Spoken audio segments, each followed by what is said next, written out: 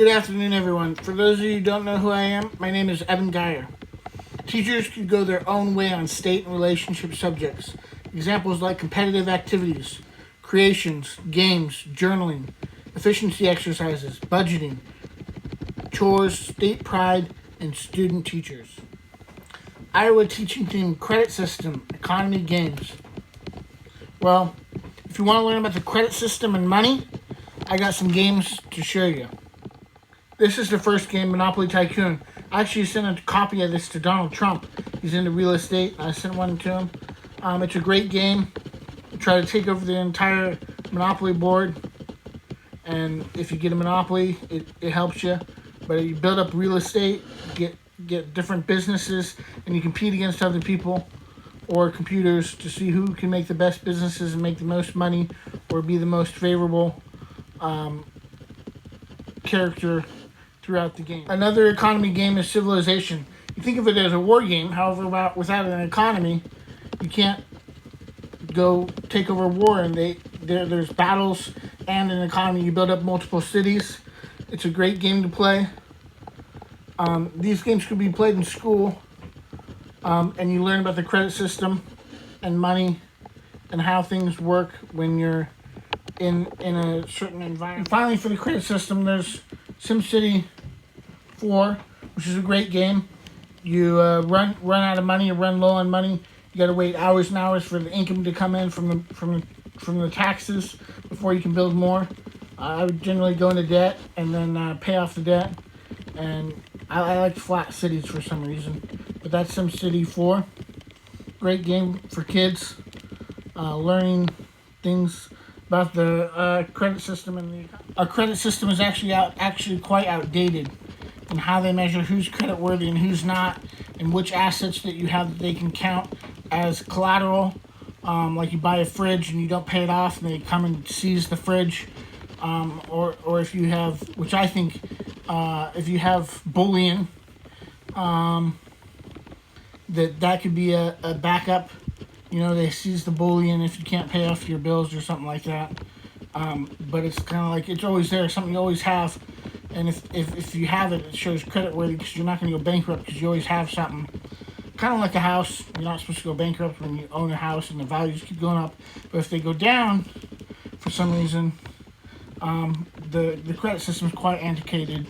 And, you know, we got into problems with no down payments and things like that in the past. And so I think looking at the credit system to make it a little bit better could be good. What I look at is assets, debt, income, skill set. You know, what are the skill of the person and how much can they make? Overall, income, stability, longevity. So how long have they been working? How likely are they to, you know, be like this generation that starts a job and quits a job and doesn't make it through into a career? Margin call situation where your assets to debt gets too low. They got to do a margin call, and what can you have to pay off the margin call, like a secured line of credit? Paying down loans. Overall economy. The overall economy can trump, you know, even some of the best people with credit. You know, they have a house they've been paying up their whole time. If the overall economy tanks, that can trump, or that can take down the credit rating, or that can hurt your ability to pay. And then improved credit situation, that's the feeling that we all want to get approved and that there's money to be made on interest. Yeah, that's the credit system, what could be considered.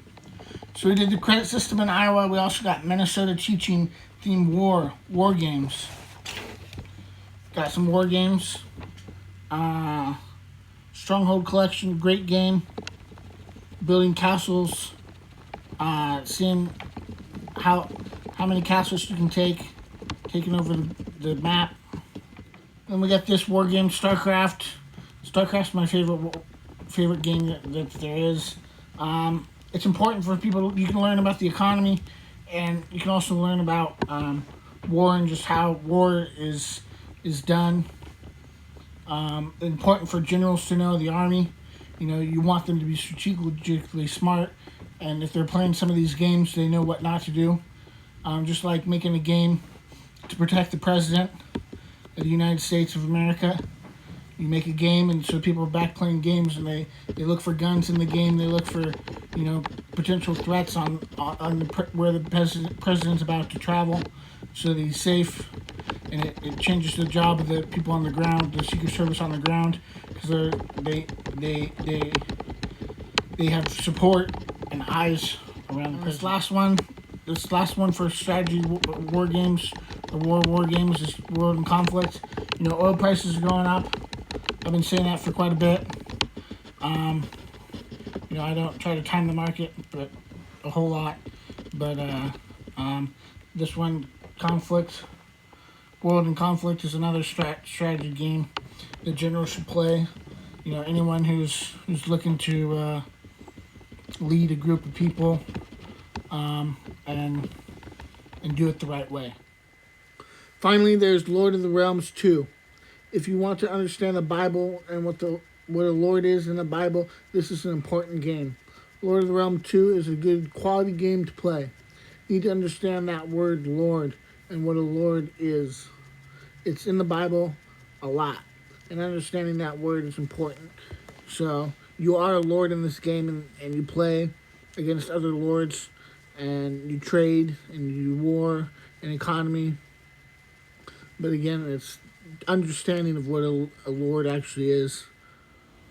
And for quality of life today, we got quality of one's life playing games, LAN party, multiplayer, and taking single-player games and creating new multiplayer editions. I would also like to create a game where the unit turns into a hero when selected and play out and enjoy micro-strategy with a StarCraft-like type game.